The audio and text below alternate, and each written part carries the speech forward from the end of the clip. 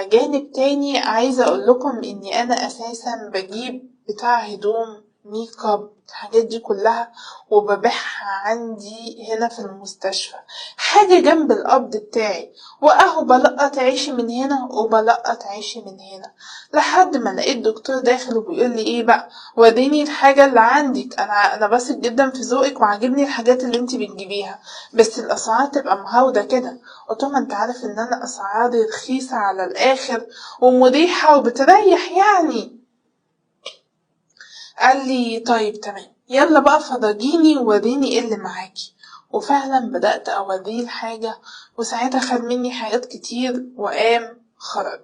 وفي الوقت ده دخلت برضه دكتورة وبدأت ان هي تشتري مني ميك اب. انا مش بس ببيع لبس رجالي، انا ببيع لبس رجالي وحريمي وميك اب وكل الحاجات دي عموما.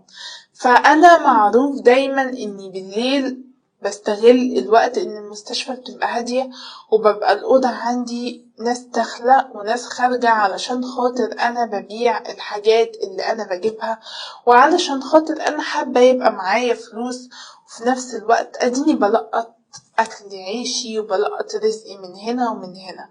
المهم كنت على الحال ده، وهو بصراحة لقيته بيقولي الممرض ده أنا فخور جدا إن انتي بتحاولي تشتغلي على نفسك وبتحاولي ان انتي تلقطي من هنا ومن هنا ومش مكسوفة ومش اي الكلام ده. في بنات ممكن تتكسف وتقول لأ هبيع هنا هدوم والكلام ده، بس انتي كل اللي انتي شايفاه ان الشغل مش عيب ولا حتى حرام.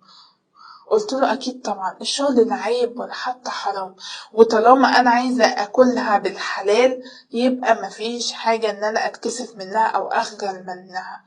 المهم بدأ يحاول يقرب مني اكتر واكتر، لحد ما لقيته في مره بيقول لي بصراحه كده انا معجب بيكي جدا وعايز اخد خطوه وان انا اجي اتقدم لك.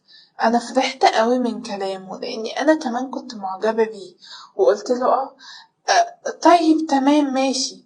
فقال لي خلاص هحدد يوم وهاجي اقولك. المهم على جانب تاني بقى اكتشفت ان هو بعديها راح قال للدكتور اللي كان عايزني اجيله البيت، وقال له انا بصراحة معجب بالممرضة كذا وعايزة اروح ان انا اتقدم لها، فقلت استشيرك لاني شايف دايما ان هي بتبقى شغالة تحت ايدك وكل شغلها معاك، فانت ايه رأيك في الموضوع؟ ساعتها قال له ابشع كلام، قال له نعم انت عايز تتجوز من دي الرجالة داخلة طالعة خارجة من عندها، هو انت مش شايفها ولا ايه؟ ده حتى